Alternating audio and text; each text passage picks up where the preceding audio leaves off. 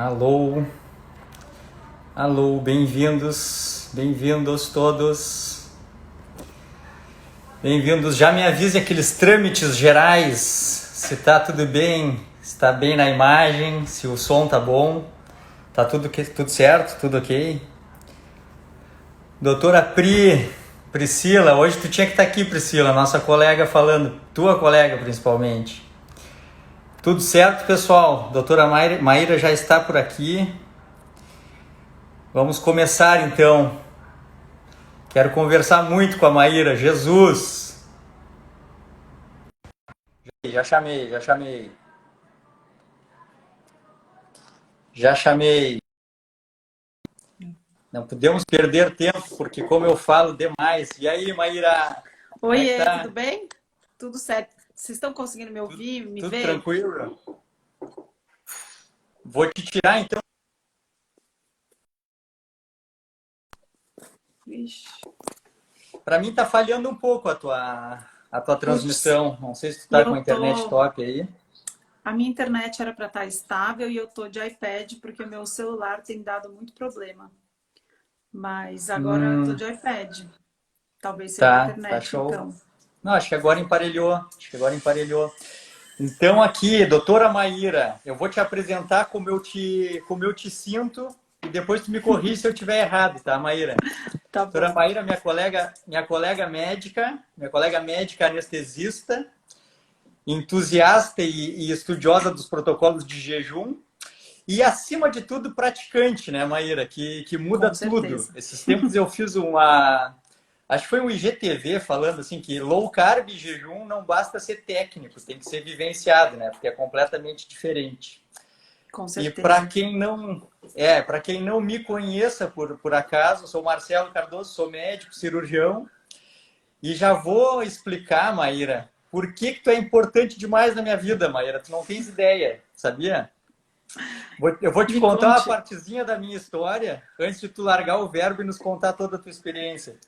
Que Me aquele dia conta que da eu quero tua saber. live, na tua live com a Janaína, eu surtei, porque assim, ó, em 2009 eu estava com 93 quilos, estava tomando glifage, losartan e tudo.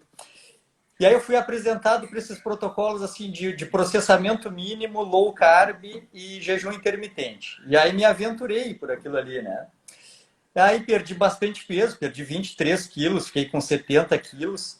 E eu já era médico, fiz minha residência de cirurgia praticando jejum low carb.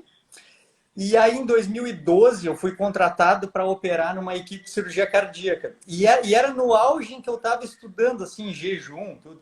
Então, eu entrei em cirurgia, Maíra, com jejuns de 36, 48 horas. Só que ninguém podia saber. O que eu Pois quero te é, contar é assim, ó, eu fiz tudo sozinho, quieto, que porque legal. imagina um tabu horrível, assim, primeiro, assim, quando eu comecei a falar sobre processamento mínimo, que a qualidade da dieta era importante, já é considerado idiotice, bobagem.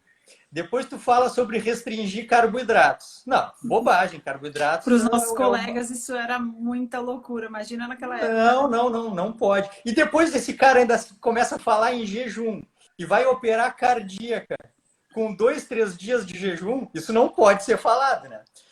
Então tá, foi assim. E aí depois eu comecei a aplicar nos pacientes, isso era 2012 e 2013. E fui perdendo assim o entusiasmo ao longo do tempo, porque ninguém mais falava sobre isso. Na minha cidade aqui, Pelotas, Rio Grande do Sul, era tabu absoluto falar sobre qualquer coisa. E aí eu me lembro que a última vez que eu falei sobre jejum foi em dezembro de 2017, que é um caso que eu quero falar contigo, que foi assim. Paciente super obeso, assim, vamos dizer, com 1,70 m com 130 quilos. Tá. E diabético, dislipidêmico, hipertenso, polimedicado, e nada resolvia, assim, ele até se esforçava, não tanto, óbvio, mas tentava, assim, não conseguia. Aí depois de tudo esgotado, eu disse para ele assim, ó, dezembro de 2017, curte o teu fim de ano, as tuas férias aí, relaxa, volta no início do ano, porque eu vou te internar no hospital. e nós vamos fazer um protocolo de jejum prolongado. Ele disse, como assim, doutor? 12 horas, 20 horas? Eu disse, não, eu estava pensando em fazer alguma coisa entre 5 e 10 dias para começar. O que eu tenho para te contar? Eu vi esse paciente mais algumas vezes na minha vida, assim, no shopping, na rua, porque ele nunca mais voltou. Nunca mais voltou, com certeza. Que tá? legal. Então, assim, ó, quando eu te assisti falar lá com a doutora Janaína sobre a tua experiência com o Fang, a tua experiência aqui no Brasil agora trabalhando com isso, a experiência da Janaína, eu estava despretensiosamente indo comprar ovo e manteiga, eu me lembro, você tá escutando a live. E aí eu disse, não, para, o que eu fiz? Eu tenho que voltar tudo. Aí que eu te mandei mensagem, não, para aí. Então me conta assim, ó, como é que aconteceu para ti? Como é que tu acordou para isso? E da onde é que saiu a Maíra estudiosa e praticante de jejum? Pois é, eu também já fui médica que achava que 3 em 3 horas era o jeito que a gente tinha que comer. E eu nunca senti fome na vida no café da manhã. Eu sempre preferi dormir. Só que ao longo do tempo, água mole, pedra dura, tanto bate até que fura. Não só pelos meus colegas médicos na faculdade, mas pelas nutricionistas que eu frequentava, que eu sempre me preocupei com a saúde, porque na minha família um lado é câncer de mama e cólon, e do outro é diabetes tipo 2. Então eu sempre sofri muito de medo dos dois. Então eu me preocupava com a alimentação desde sempre, só que eu era orientada a comer de 3 em 3 horas. Claro. E aí, quando eu, resumindo assim, para não ficar longa essa parte, na época da residência, poxa, anestesista compartilha dos seus males aí. A gente tem muito tempo de cirurgia, né? Eu ficava desesperada, porque me falavam assim, ó, você vai perder massa magra ficando em jejum durante o tempo que você tá na cirurgia. Eu falava, gente, mas eu não posso comer no centro cirúrgico. O que eu vou fazer? Eu vou ter que sair, me deixa sair no meio da cirurgia. Eu levava garrafinha de whey sem a água, só o pó mesmo. Aí na hora que meu chefe me liberava para eu sair para tomar água, eu punha água, chacoalhava e tomava de desespero. Não gostava. Desespero de massa magra. Então vocês podem ver, gente, que eu sou igual a maioria das pessoas que acham que jejum é loucura. Eu também achava. E tinha medo de perder massa magra. Sim. Enfim, era assim. Até que depois eu tive 2 gestações, a última foi super difícil. E aí eu me deparei com um ganho de peso grande mesmo. E eu sempre fui difícil de perder. 3, 4 quilinhos era difícil para mim.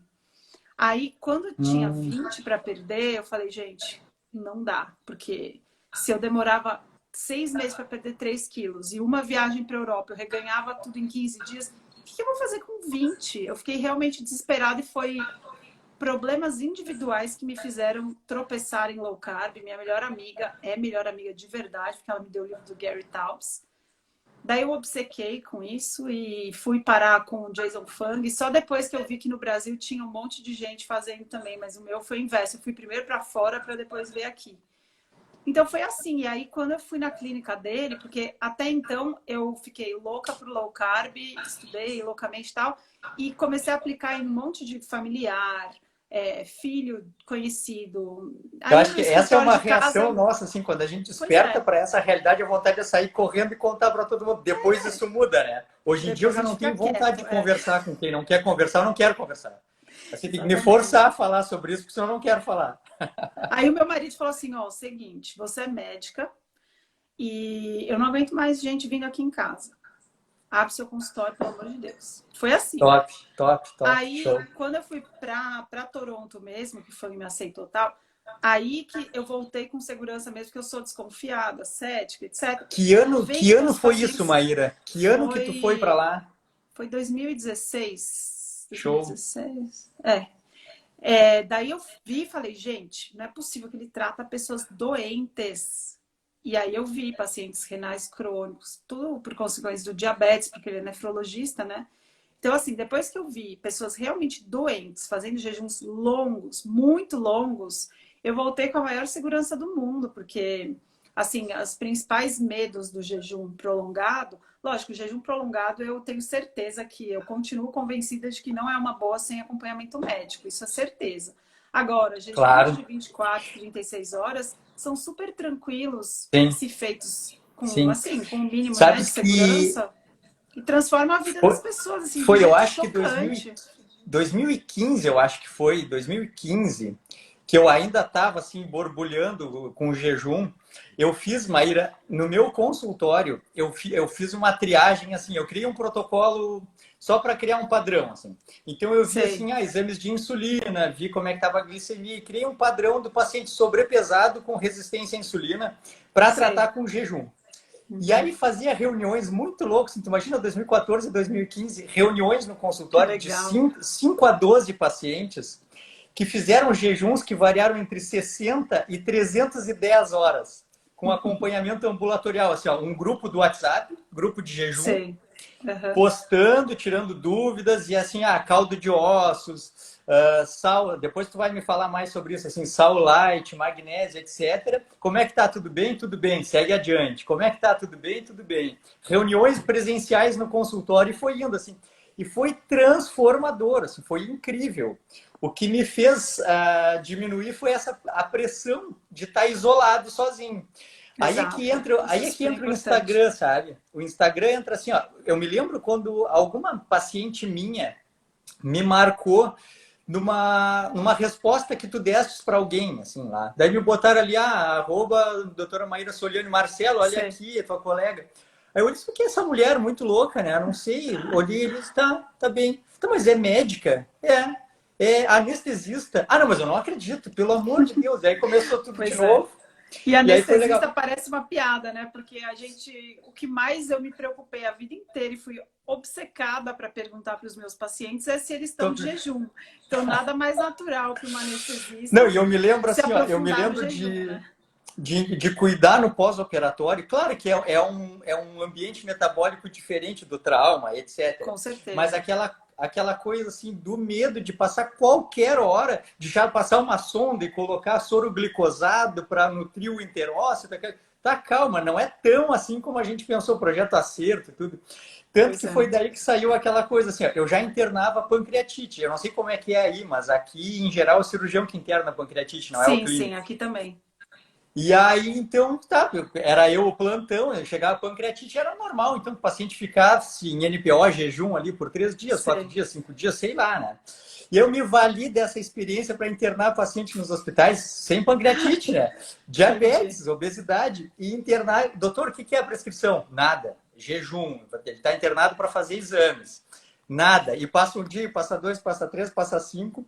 Mas eu vou te dizer assim, todo mundo já desconfiava e me olhava com um olho meio estranho. Eu ainda não tenho, assim, a tranquilidade e a liberdade de internar um paciente para fazer jejum. Como é que isso está funcionando assim? Como é que Não, coloca isso em aqui prática?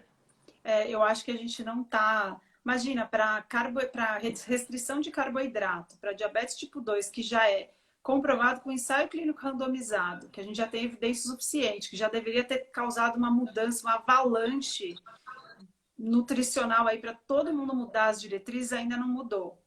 E jejum, infelizmente, tem vários problemas que impedem com que a gente tenha esse tipo de estudo grande aplicado. Então, assim, respaldo médico para a gente poder internar paciente para isso aqui, não tem também.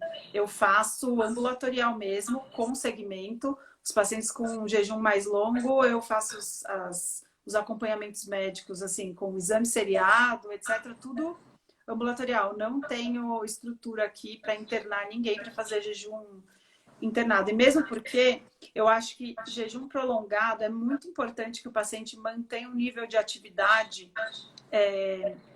importante o mais perto do normal possível, principalmente com exercício físico, musculação, porque o grau de atividade realmente influencia. Então, assim, talvez o paciente ficar internado, acamado, ou mesmo deambulando no hospital, mas eu não acho que seja nem para o aprendizado futuro da maneira com que ele lida com a alimentação, que seja assim, necessário a longo prazo. Eu acho que tem Claro. várias coisas. Então, da parte legal, eu acho que a gente não tem respaldo médico de proteção nenhum para E como é que o internar. Fang faz lá? Como é que funciona? É na clínica própria A dele. clínica dele, ele parou de atender agora. Agora eles estão só com o coaching pela internet. Eles fecharam a clínica de Toronto. Eles vão reabrir com alguns parceiros, mas assim, ele parou de atender em consulta agora. Mas lá, jejum prolongado, eles fazem com que o paciente compareça mais vezes, faziam, né? Com que o paciente comparecesse mais vezes ao consultório. Por isso que jejum prolongado, eu prefiro ter o paciente perto. Então, esse tipo de abordagem, né? Os muito prolongados, eu gosto que o paciente tenha a condição de vir mais vezes me ver. Eles fazem isso lá também, mas não Tá, nenhum do internado. teu acompanhamento daqui, assim, da tua série de pacientes, da tua experiência profissional, o quanto tu teve de adesão, assim, qual foi o jejum, o paciente que mais precisou e que mais aderiu, quanto tempo ele fez, assim, de jejum com acompanhamento próximo? Olha, 8 a 10 dias. Mais de 15 dias, nenhum. Tá, Aqui. é, Mas lá não, era tipo, tem paciente de 30. Porque o bias, ele é muito mais famoso, né?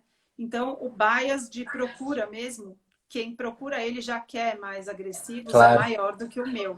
O meu ainda tem muito claro. paciente que, se eu falar jejum na primeira consulta, sai correndo. Então, Isso, é tudo uma questão de processo, a gente precisa entender como cada um lida com as coisas. Tem paciente meu que fala assim, doutora, aconteceu um negócio muito estranho. Eu nunca tinha pulado nenhuma refeição na minha vida e pela primeira vez eu pulei. Então, assim, é desse jeito. Então, você vai vendo, tem pessoas que se sim. surpreendem porque o metabolismo dela, eu acho que quanto mais metabolicamente doente, mais elas se adaptam ao jejum. É isso que me parece. Não sei se você tem a mesma impressão. Pois é, sabe que assim, eu não tenho, eu penso muito sobre isso, porque dos pacientes que eu coloquei em jejuns maiores, assim, de dias, eu tive uma percepção, é claro que isso não pode, não é um estudo, né? É percepção, é só empirismo. Mas eu tive a percepção na minha série de pacientes que era mais o contrário. Tem uma paciente que me vem à mente, que eu não vou citar o nome, mas assim, ela teve muita dificuldade. Ela tentou fazer jejuns maiores, e Uhum. ela teve muita dificuldade e a análise bioquímica dos exames dela era bem ruim, assim, ela era bem mais alterada. Já por outro lado, a minha paciente recordista de jejum, ela ficou 310, 320 horas, eu acho que foi. Sei. E ela parou porque eu disse para ela assim, tá, deu, né? Mas ela não queria parar. Eu disse, não, mas eu tô me sentindo tão bem, tenho tanto peso para perder, por que, que eu preciso comer agora? Eu disse, não, deu, né? A gente não tem estudo para poder dizer que eu tenho a segurança de te acompanhar à distância num jejum tão grande. Dela comeu. E essa foi a única paciente, Maíra, que eu olhei os exames, eu não a conhecia, conheci na primeira Sei. consulta, olhei os exames e disse para ela, olha, tu tá super bem, assim, não tem resistência à insulina, tá tudo bem contigo. E tem uma coisa acontecendo no mundo que eu acho que pode te beneficiar, que são os protocolos de jejum maior. Eu expliquei, e ela saiu do consultório e fez 90 e poucas horas. Voltou, saiu do consultório e fez cento e poucas horas. 120, 210, 300 e tantas. E era uma mulher com mais de 100 quilos e ela se manteve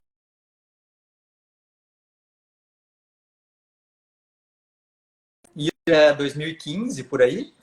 E hoje ela tem 62, 65 quilos e se mantém assim, 5 anos depois. Top, né? Não, isso é uma maravilha. O que varia muito, assim, isso que a gente está falando aqui como médico, mas muitas pessoas acabam achando que é verdade absoluta o que a gente está falando.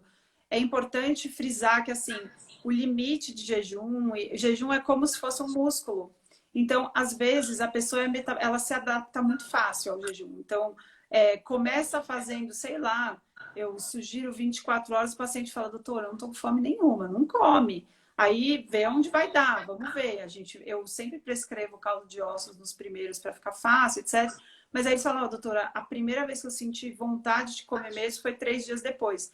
Isso pode acontecer, mas não é o comum. A maioria das pessoas tem dificuldade e Com precisa certeza. ir desenvolvendo o músculo do jejum. Então você precisa ir praticando com consistência, mesmo porque, para quem está assistindo aqui a gente, os benefícios observados pelo jejum, eles não são de fazer um jejum e pronto. É muito importante o outro lado da moeda, a gente enxerga yin e yang, né? O outro lado da moeda é o que você come. Por quê? Porque no estado de jejum, você força o seu corpo a entrar no estado metabólico vantajoso de se adaptar a nenhum nutriente. Zero sensor de nutriente ativado faz o seu corpo mudar o metabolismo para o sentido de reparar organelas ruins, de reformar o que não está funcionando direito, de usar outros nutrientes. Você tem bastante gordura acumulada, ele vai usar a sua gordura ao invés de precisar fazer qualquer outra coisa. E é por isso que uma hora a fome vai embora, porque você tem muitos nutrientes à sua disposição. Uma vez que a sua insulina baixa, a sua fome vai embora. Então, não comer nada é um estado muito vantajoso que é importante a gente se expor com consistência e regularidade. Então, não é um jejum que vai mudar a sua saúde. Agora, você aprender a introduzir essa prática com consistência, de uma maneira saudável, sabendo que só o jejum não adianta. Você precisa cuidar da sua alimentação, porque na hora que a gente quebra o jejum, a gente muda o nosso metabolismo para o modo alimentado, construção e reconstrução. Então, o que ele vai usar de matéria-prima para construir novas células, construir enzimas que funcionem, para recauchutar suas mitocôndrias, que são a fábrica de energia de todas as células que a gente tem. Então, o que você oferece de nutriente no estado pós-alimentado, que é quebrou o seu jejum, o que você vai oferecer para o seu corpo de bom, para que ele construa o que não estava bom, reconstrua com qualidade. Então, esse equilíbrio entre quanto você faz de jejum, quantas vezes você faz jejum, o que você come entre um jejum e outro, é isso que vai te dar uma transformação na sua saúde. Mas isso não acontece da noite para o dia, porque a gente também não fica doente da noite para o dia. Claro. Então, eu me lembro que assim, é importante a gente conversar. Não, perfeito, assim, o que tu falaste, perfeito. Eu me lembro quando eu comecei sabe o Wilton Souza, do Palio Diário? Wilton, tá. Lá nessa época, em quem eu me ancorava para conversar sobre isso e não ficar louco sozinho era o Wilton Souza, do Palio Diário.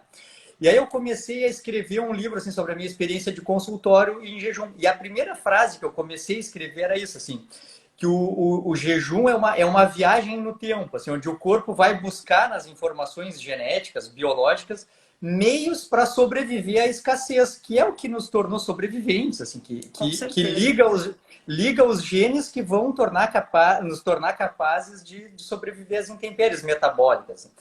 Muito da doença crônica é a perda da capacidade de sobreviver a essas intempéries, né? Então, uma dieta super ruim em qualidade, frequência alimentar alta, somada a estresse, estilo de vida e tudo. Então, com certeza, o jejum da dieta padrão, né? SAD American Diets.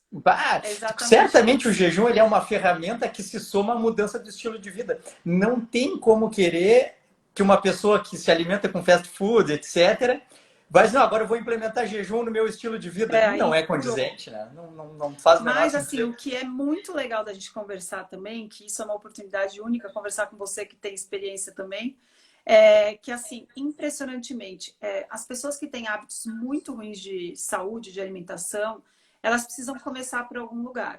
Às vezes, elas conseguem começar limpando a dieta, tirando açúcar, tirando comida muito processada. Depois elas conseguem ir tirando comida de verdade, mas que ainda é rica em amido. Tem tudo uma escada que cada um consegue seguir a ordem que consegue. Isso é muita variação pessoal. Agora, tem gente que tem uma dieta lixo, horrorosa, não está disposta a mudar a dieta, e você começa a propor mudanças em relação ao timing, que é o jejum. Então, essa pessoa com a dieta lixo, fazendo jejum, ela consegue emagrecer. E aí sempre vem, né? As pessoas não deixam nem a gente terminar essa frase, vão falar assim, mas só dieta ruim e jejum não pode. Gente, sim, mas é uma porta que se abre. Vida real, a gente precisa começar de algum lugar. Sim. E muitas vezes o jejum é uma ótima porta de entrada. Eu fui agora para o Metabolic Health Summit e eu encontrei a Irina, que é uma russa, que era do Fasting Method comigo do jejum lá, mas o Dr. Fung cancelou essa IDM Physicians Network aí. Mas enfim, eu conheci ela pelo Dr. Fung. Em Denver, no ano retrasado, eu tinha encontrado ela num jantar, a gente tinha conversado um tempão. E ela, apesar de russa, ela trabalha na Suíça, lá em Genebra. E aí ela estava me falando, ela falou, olha, gente, em Genebra, a quantidade de pessoas dispostas a fazer low carb é baixíssima. Isso eu também falei com a Nádia, que mora em Portugal. Ela falou, olha, aqui em Portugal, o interesse em low carb é zero, infelizmente. Então, assim, uma parte cultural da Europa se recusa a fazer low carb. Agora, jejum, todo mundo consegue, porque o jejum tem as suas raízes milenares aí. Controlar o horário é muito mais fácil. Então, em termos de aplicabilidade e de universalidade, isso o jejum ganha. E o que acontece com as pessoas? Elas começam mudando só o jejum. Elas continuam com a dieta lixo delas, que eu e o Marcelo lamentamos também. A gente vive falando da importância das dietas. Tudo bem. Agora, essas mudanças que o jejum traz para as pessoas só com o jejum, o que começa a acontecer? Diminui o apetite. melhora o sono. Quando a gente melhora o sono, a nossa capacidade de falar não para alimentos ruins melhora. A pessoa começa a ver que ela está emagrecendo, ela começa a ter vontade de se cuidar mais. De repente, de É. só se importar com as horas, ela começa a pensar: nossa, mas e se eu melhorar um pouquinho o meu almoço? E se eu parar de comer Doritos? E Já se que eu tá indo parar de tão comer bem, né? Tá indo brigadeiro? tão bem. Exato. Então, assim, o jejum é como outros hábitos angulares, como começar a fazer exercício, como parar de Sim. fumar.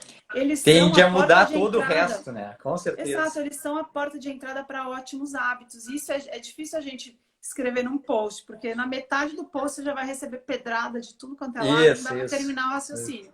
Então, isso a live é muito boa da gente poder conversar.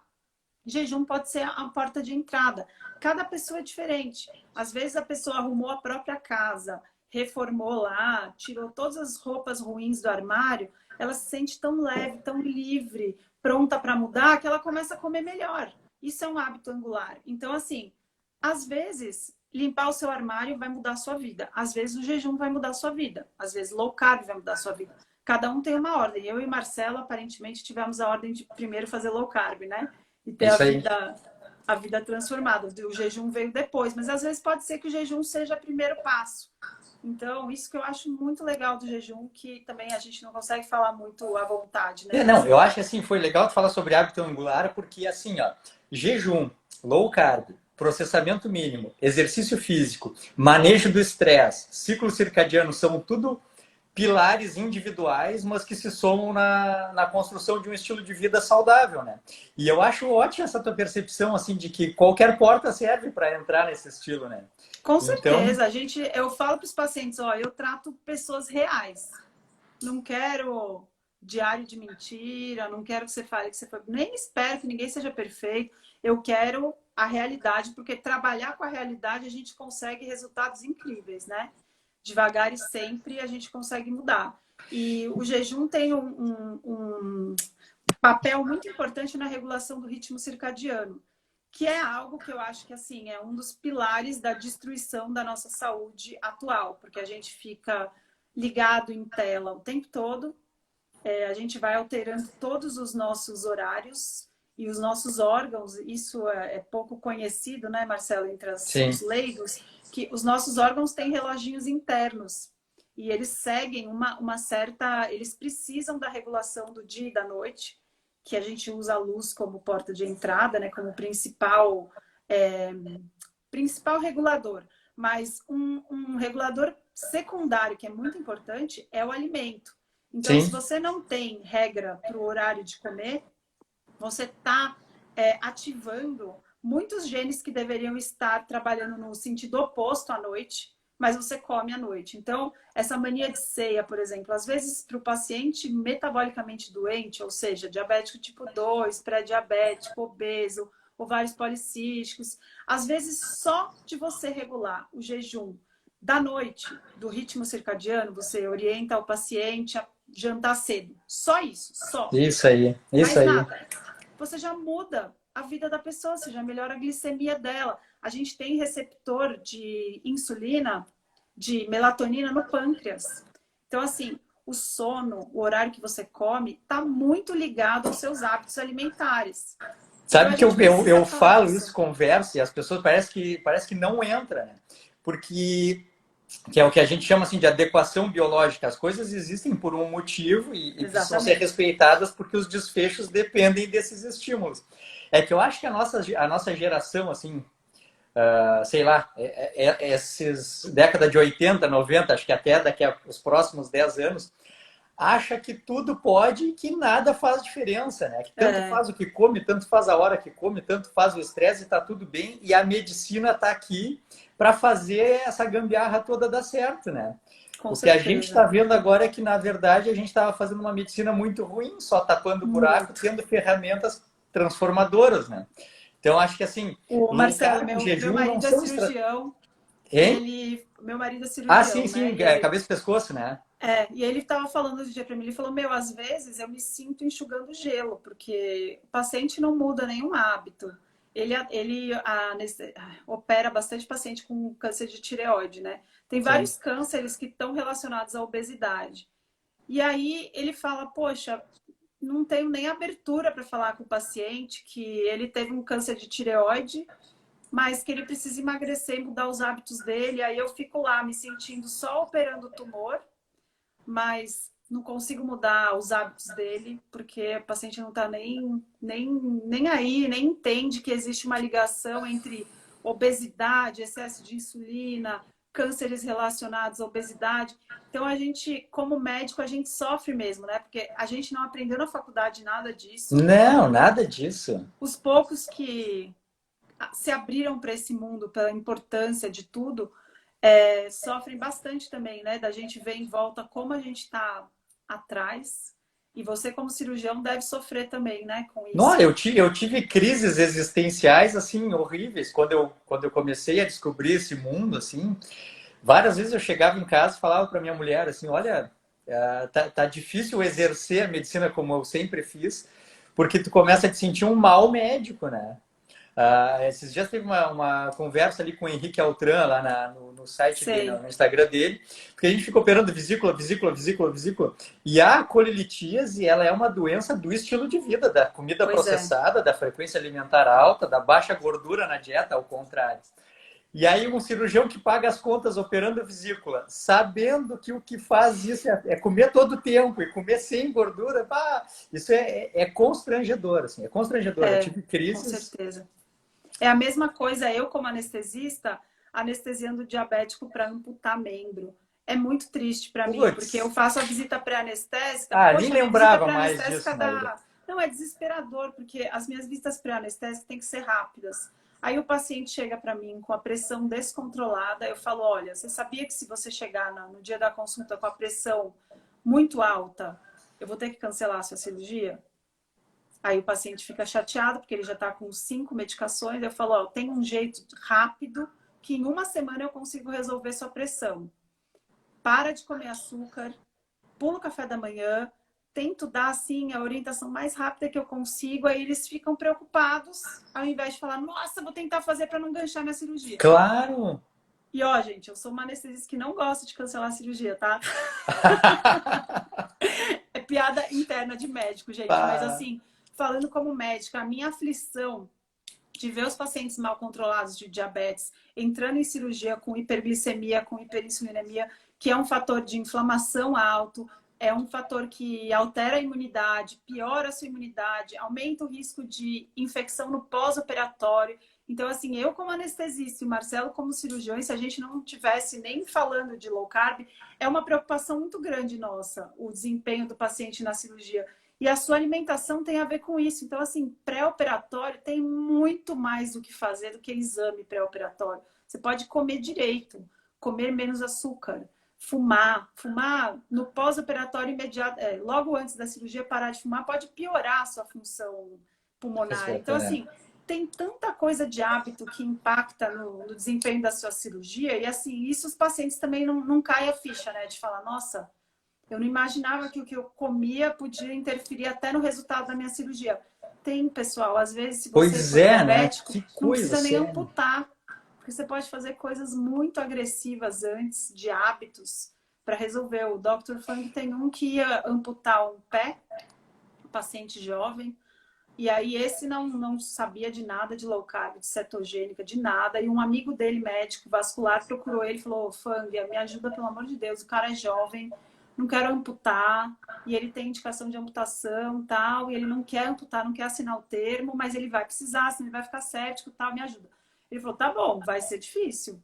Ele orientou o paciente, falou, ó, entrar direto num jejum de 15 dias não vai ser fácil, mas você tá disposto? Tô disposto porque eu não tô disposto a assinar o termo de amputação. Né? Daí ele fez um jejum de 15 dias nesse paciente e não precisou amputar. É chocante. Não é, assim... Não chega nem perto dessa história, mas eu me lembro, eu estava de plantão e ninguém sabia desse meu viés, assim, low carb e jejum. Mas me chamaram para avaliar o pé de um diabético, que o quinto artelho, o quinto dedinho, já estava necrosando já. E aí eu tive que amputar. Só que o laudo da angiotomo e o laudo do vascular era de que provavelmente o pé, o antepé, teria que ser amputado. Nossa, E a muito conversa triste, né? foi essa, assim, eu falei para ele, esse paciente ele é vivo até hoje, isso que eu estou te falando tem, lá de 2013, 2014. Sei. O paciente ele é vivo até hoje, e eu disse para ele assim, ó, eu fui chamado para te avaliar e amputar o antepé, a ponta do pé. Eu vou tirar esse teu quinto dedinho, que ele está necrosado. E se tu tiver disposto, nós vamos fazer um tratamento diferente. Aí expliquei para ele low carb, expliquei para ele jejum, deixei ele internado.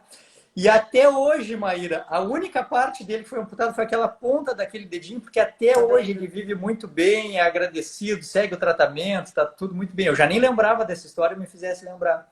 Pois Tem é. uma coisa que eu não tenho experiência, eu queria que tu me falasse mais, que é o seguinte, assim, a questão do uso do jejum terapêutico para hipertensão. Eu não tenho experiência disso, assim.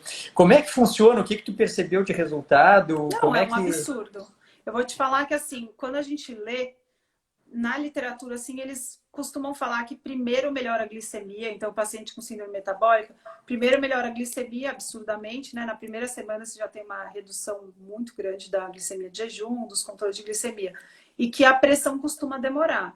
Mas tem alguns pacientes que, dependendo, e para generalizar, agora, muitos pacientes, o primeiro sintoma é hipotensão, porque o remédio está sobrando, Sim, sim, sim, isso e, eu assim, percebo, sim. redução de medicação é no primeiro mês, com jejum mais longo. É lógico que, assim, só pular o café da manhã é uma dose baixa de jejum para ter um resultado muito, muito absurdo. Mas, assim, de recente, tem um paciente meu que é diabético tipo 2 há 20 anos, começou a fazer cetogênica em fevereiro e faz um mês que começou com protocolos mais longos de jejum. Antes de começar o protocolo mais longo de jejum, ele parou a última medicação de pressão. Então, assim, é muito poderoso. É tão poderoso que dá efeito colateral. Então, assim, hipertensão. Quem é muito hipertenso, eu não recomendo começar jejum muito longo sem acompanhamento médico por causa disso. Porque é tão Sim. poderoso que realmente sobra. E aí, quantas horas de jejum é ideal? Estão perguntando. Pessoal, eu sei que é muito triste ouvir essa resposta que eu vou falar, mas depende. É. Depende do que você quer, para que você está buscando jejum, que tipo de medicação você usa, quais outras comorbidades você tem. Jejum não é para todo mundo. Quem é muito magro, eu tenho bastante procura de paciente que busca jejum para saúde, para Sim. autofagia. Autofagia, para quem não sabe, é o que eu estava falando de reformular organelas que estão doentes ou funcionando mal, trocar por novas. O jejum está muito associado à renovação celular, etc. Então, tem muitos pacientes que buscam para prevenção, mas não tem indicação, gente. Pessoal muito magro, Não, eu desnutrido. acho que o que podia falar, ô Maíra, era assim, ó. Que perguntam sempre, sempre te perguntam, porque eu vejo nas lives e me perguntam também. Tá, mas então tá, eu quero ter esse benefício da longevidade. Quantas horas, pelo menos, eu preciso fazer para ligar esses genes e mudar um É. pouco o meu metabolismo? Essa é a million dollar question, né? Que a gente. Jejum é um pouco de maldade com os médicos, porque é a descoberta da fonte da juventude, mas aí Ó, para o viu? Ó, médico de fala novo já assim: tá colocaram bom, aqui, ó, a mas partir de que e a hora? dose? Quanto de jejum eu preciso? Isso a gente não tem. Primeiro, porque é difícil de fazer protocolos organizados, né? Porque como o jejum não dá dinheiro para ninguém, até a gente conseguir fazer um ensaio clínico randomizado grande, bem feito, com metodologia boa mesmo, de dosar cetona. Dosar cetona é caro, vocês podem ver que R$ 70, 10 fitinhas para medir cetona. Medir cetona, fazer um protocolo padrão, porque na literatura você procura jejum, inclui desde reduzir 40% de caloria, comendo Isso, lixo, é isso. considerado jejum, É. quanto diminuir só as calorias, diminuir totalmente, tomar água com cal, então tá assim, tem muitos tipos de jejum que a gente pode fazer, isso é bom, mas mal organizado na literatura não permite que a gente padronize doses e Sim. entenda exatamente a diferença entre um jejum com caloria e um jejum com só água, quanto tempo precisa. Então, assim, esse tipo de pergunta, quanto tempo precisa, não dá para responder. Para autofagia, o que parece de exploração, né? Eu não sei o que você pensa, mas quanto mais longe da última refeição, assim, mais de 24 horas, perto de mais de 36 horas, só com água, parece ser algo bem garantido que você está Quando me fazendo perguntam, autofagia. a minha resposta é a mesma tua, assim, não tem como a gente padronizar isso, nem como prever, mas um jejunzinho, assim, para praticar, seria alguma coisa perto das 36 horas, entre 24 e 36 horas. Não tem como jurar que tem o efeito de um jejum maior, não tem como jurar que vai ligar genes da longevidade, aquelas coisas, não tem como jurar isso. Mas Não tem. certamente faz com que o corpo tenha que se adaptar ao jejum, certamente deve trazer adaptações positivas. Em 24 a 36 horas é uma meta boa, eu acho. Exato. E aí, para emagrecer, que estão perguntando, pessoal, não depende só para emagrecer, depende de você. Você fez quantas dietas na sua vida? Quantas vezes você emagreceu e reganhou peso? Você tem resistência insulínica? Sua insulina em jejum é alta? Tem um monte de fatores que influenciam em quantas horas você precisa fazer jejum para emagrecer. Tem gente que só pular o café da manhã já emagrece pra caramba. Olha E tem aqui, gente ô que... Maíra. Eu Oi? tô vendo aqui que o Juliano colocou assim, ó, curei esteatose hepática em 6 meses com 18 horas diárias cetogênica. E antes, um paciente meu, que é bioquímico, que é o Rangel, colocou assim, que ele curou a esteatose hepática dele, grau 3. E foi assim, ó, o Rangel é um exemplo top disso aqui. Ele é farmacêutico bioquímico. Então, ele foi o último paciente que eu atendi numa noite de atendimento. Eu fui até às 9 da noite, ele foi o último.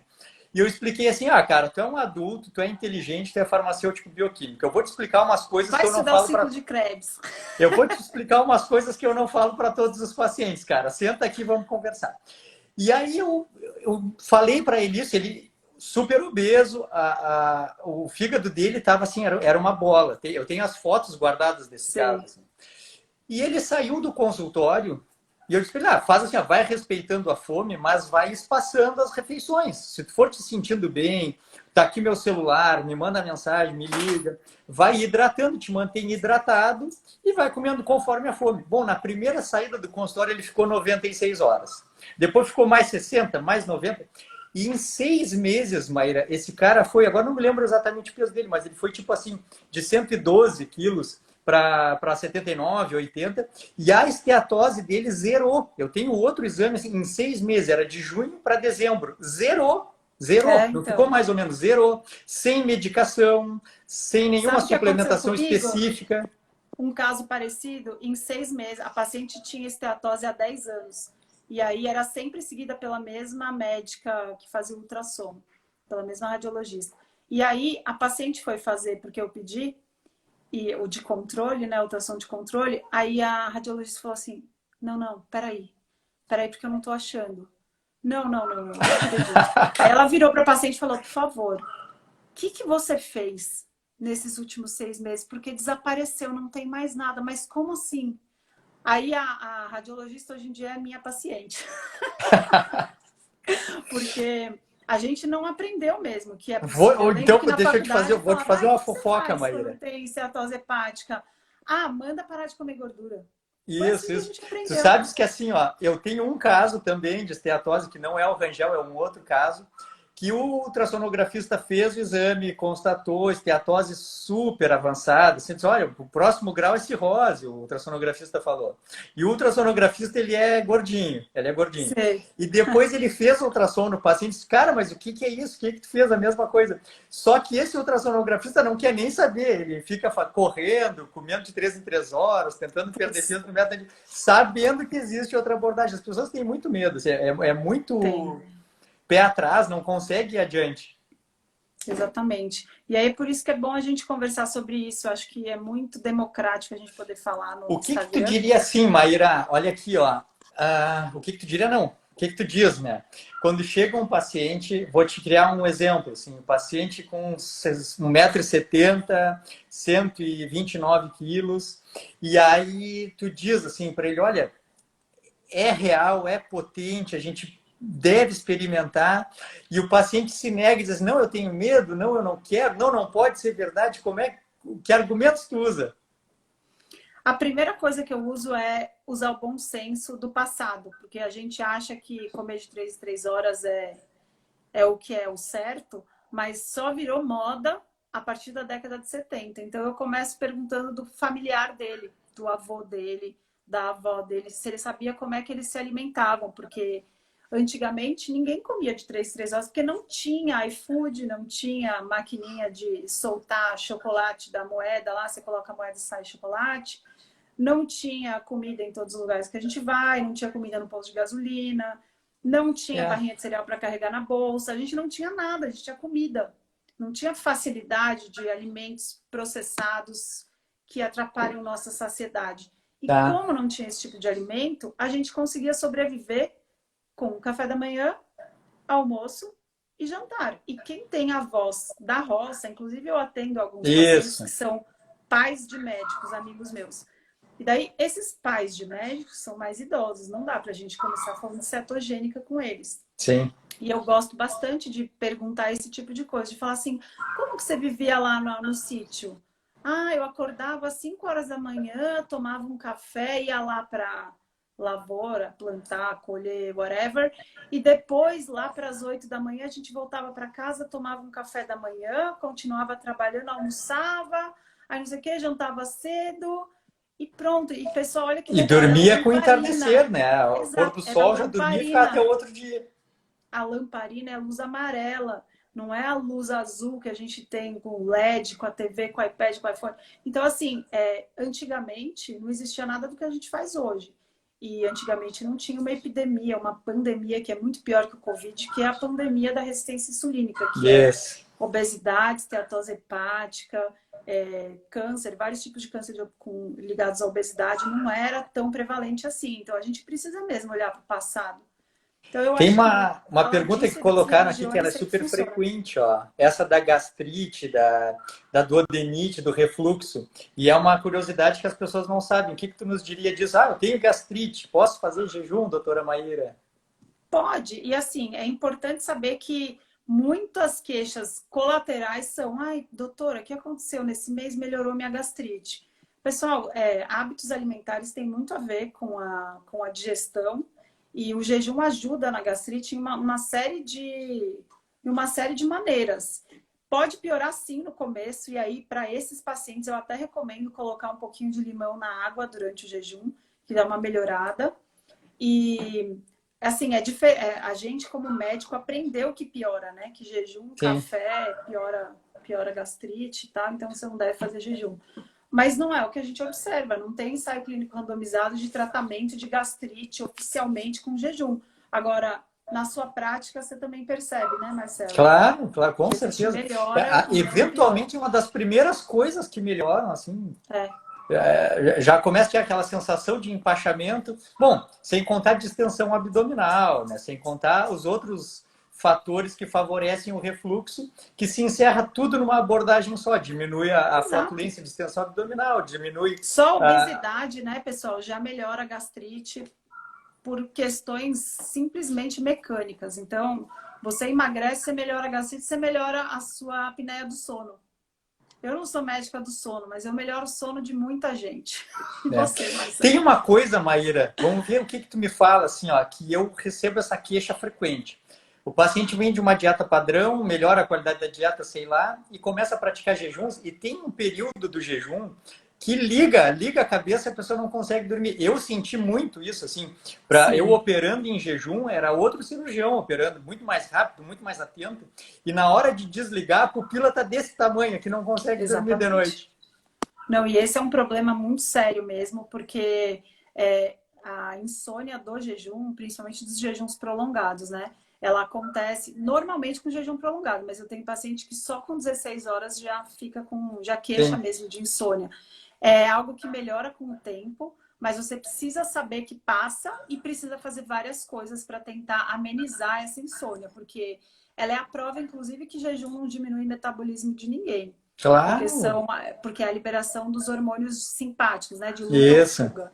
Então, essa parte, os hormônios parecidos com a adrenalina, que todo mundo conhece, a noradrenalina, eles aumentam a sua disposição, a sua atenção.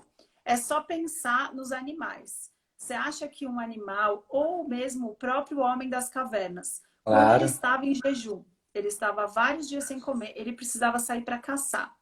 Se o jejum desse sono, seria uma vantagem evolutiva para ele? É isso Ele aí. nunca ia encontrar a presa dele com sono, cansado, precisando de uma barrinha de cereal. Então, o estado em jejum, ele aumenta mesmo esses hormônios contrarregulatórios, que fazem com que a gente fique alerta.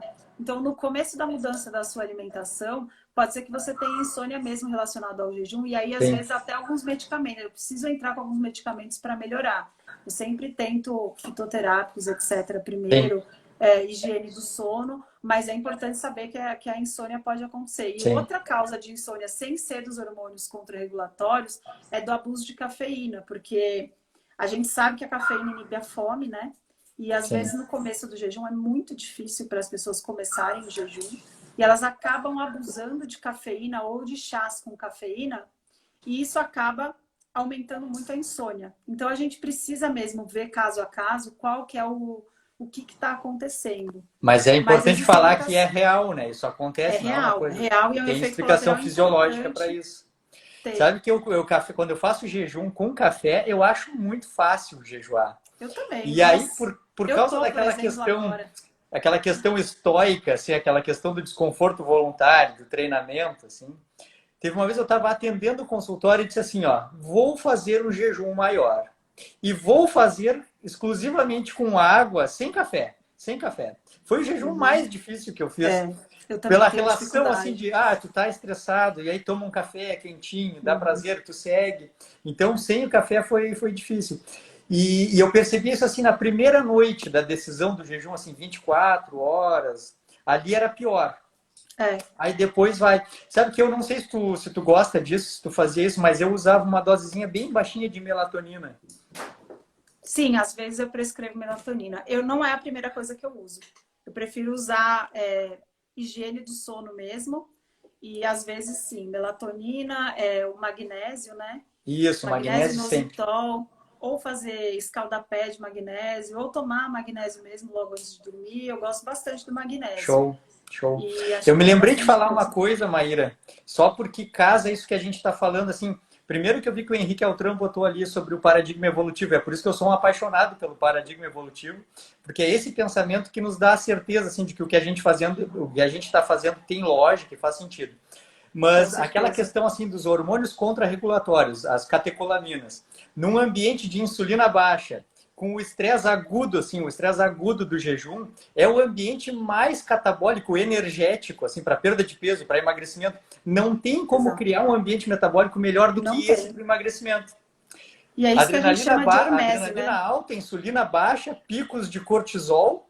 E aí tem aquela questão do GH mantendo a massa magra. Então a gente se transforma numa máquina queimadora de gorduras. Exatamente. Como pode, Maíra, tu tá anestesiando aí e eu operando aqui fazendo... Eu não participo das bariátricas, não participo. A equipe em que eu opero, opera bariátrica. Eu não Eu opero. anestesio para bariátrica e Eu não sofro. opero bariátrica, não opero bariátrica. Eu auxiliei alguma vez, assim. Tá? Não opera. Mas imagina assim, o que a gente está operando e anestesiando para fazer bariátrica, e a gente tem armas tão potentes, que a gente sente na pele, tem acompanhamento e não consegue implementar por tabus. Eu acho que assim, ó, o principal motivo da nossa live, de outras lives assim relacionadas a isso, é que a gente precisa quebrar o tabu de low carb, quebrar o tabu, dos jejuns. Seja qualquer protocolo de jejum, uma paciente minha colocou ali te perguntando sobre TRF. Então, protocolos específicos de jejum, mas quebrar o medo e o tabu dos jejuns Exato. maiores, porque eu estou absolutamente convencido assim, que para pacientes específicos selecionados pode ser a transformação da vida. Com certeza. Só lembrando, pessoal, que apesar dessa discussão da gente ter falado bastante de jejum prolongado, agora não é hora, tá?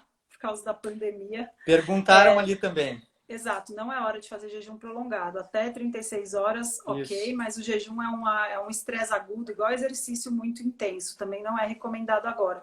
Então, é uma hormese, né? A gente faz vários mini estresses para deixar o corpo mais forte. Jejum e exercício são hormese, mas agora não é hora de fazer jejum prolongado. E a gente só está falando nisso porque a gente precisa falar disso, né, Marcelo? Lembrar que o jejum de 24, 36 horas não é jejum prolongado, porque para muito paciente 24 já é, né? Então 24 e 36 é aquele basicão que pode fazer parte do estilo de vida mesmo sem interesse terapêutico específico. 24 e 36 é estilo de vida. A gente está Com falando sobre certeza. coisas maiores, para tratamento de diabetes, hipertensão severa, obesidade, que em vez de Exato. cirurgias, remédios que vão, de repente, só prolongar o problema em vez de curar, E existem fazer a gente sofrer, alternativas. né, Marcelo, no pré-op. No Putz, pré-op, no intra-op, no pós-op. A gente sofre nossa. muito mesmo de não poder ajudar. Mas eu acho que com essas lives a gente acaba ajudando mais pacientes do que os 1 a 1 que a gente sofre tanto de ver, né, Eu Marcelo? queria que tu me falasse uma última coisa, Maíra, que é assim, ó, que é aquela síndrome pós-realimentação. O Sim. que é esperado e que cuidados a gente deve ter? Então, essa síndrome ela acontece principalmente em pacientes desnutridos, né? Então, assim, se a gente está falando aqui de doença metabólica, obeso, o risco é menor, mas ela acontece com jejuns mais prolongados, mais de 5 dias. E durante o jejum, o corpo começa, às vezes, a roubar nutrientes dos ossos. E na quebra do jejum, é uma hipofosfatemia aguda aí, é principalmente fosfato, mas tem vários outros metabólitos, o magnésio também age nisso. Então, são várias deficiências de nutrientes que podem acarretar insuficiência respiratória, dor muscular, coisas graves que precisam de internação mesmo, arritmia cardíaca. Então, essa é uma preocupação grande com jejuns mais prolongados e a gente tem como evitar com segurança, que é, primeiro, ter acompanhamento médico, né? E segundo, eu gosto de manter caldo de ossos para jejum prolongado, quebrar o jejum devagar, tomar magnésio geralmente, né? Porque se o paciente é metabolicamente doente, o magnésio costuma ser um nutriente que a gente repõe sempre, vitamina D, B12, precisa olhar direitinho, mas assim, para evitar a síndrome Mas assim, a pós-alimentação, hidratação com caldo de ossos durante o jejum resolve praticamente tudo, né? bastante, porque se o caldo de ossos foi bem feito, ele extrai esses nutrientes, o Isso. fosfato, o magnésio, potássio dos ossos que você fez o caldo, e aí é um jeito de você repor naturalmente esses eletrólitos, que a gente absorve super bem por serem extraídos direto do osso. E São melhores do que cápsula. tu percebe, Maíra, uma exacerbação do reflexo gastrocólico pós-jejum? Porque eu Sim, a recebo gente essa queixa direto. não precisa realimentar devagar, porque o nosso corpo, em jejuns prolongados, o tamanho do nosso estômago diminui, ele encolhe mesmo, gente. E aí a gente não fabrica as enzimas digestivas o tempo inteiro se a gente não está comendo. Então, em jejum prolongado, o seu estômago fica um tempão descansando. Inclusive, é um dos motivos pelos quais a gente indica gut rest, é um dos motivos de orientar jejum para pacientes com doença inflamatória intestinal, etc. Top. Então, durante o jejum a gente não fabrica essas enzimas e aí a gente precisa comer devagar porque a gente vai derrubar um alimento lá dentro do estômago pela primeira vez em muitos dias. O seu corpo não fabricou enzima digestiva. Se você jogar uma grande quantidade de alimento lá, você pode ter, inclusive, umas dores bem importantes, reflexo vagal, igual dos bariátricos que tem dumping, é o mesmo sintoma. É isso aí. Então, você precisa realimentar devagar e para dar tempo do seu corpo fabricar essas enzimas. Então, quebra o jejum, espera meia hora, quebra o jejum com caldo, come uma porçãozinha de legume cozido com azeite e tal, e depois Show. você almoça, ou Show. janta, ou come, ou quebra. Show. Então tá, Maíra, acho que Um foi prazer top, né? conversar com você. Foi Obrigada pelo legal. convite. Vamos continuar, né? Próxima Não, vez eu te beleza. convido no meu. Acho que o principal papel é a gente formar uma rede, né, de interesses Com comuns de certeza. profissionais para não esmorecer e manter na ativa o desenvolvimento de conhecimento, né? Exato, a comunidade do jejum é super importante, não só para os pacientes não se sentirem sozinhos, quanto para os médicos que aplicam também. Eu também me sentia super sozinha e foi muito importante eu ter ido lá para Toronto, ser assim acolhida pelo Dr. Fung. E Show, foi a vai, partir de lá que eu entrei na comunidade deles, do que mundo, experiência top, Maíra. E aí é um prazer poder conversar com médicos brasileiros que também aplicam jejum e têm experiência nisso. Então, um grande prazer mesmo. Muito obrigada pelo convite. Eu vou te mandando material conforme eu for me aventurando mais, eu vou te mandando coisas. Maíra, foi um prazerzaço, assim, adorei. Tá? Qualquer coisa me avisa. Tudo de bom. Tá Obrigadão. ótimo. Muito obrigada pelo convite. Tchau, pessoal. Tchau, Obrigada pessoal. pela Até mais. participação. Tchau, tchau.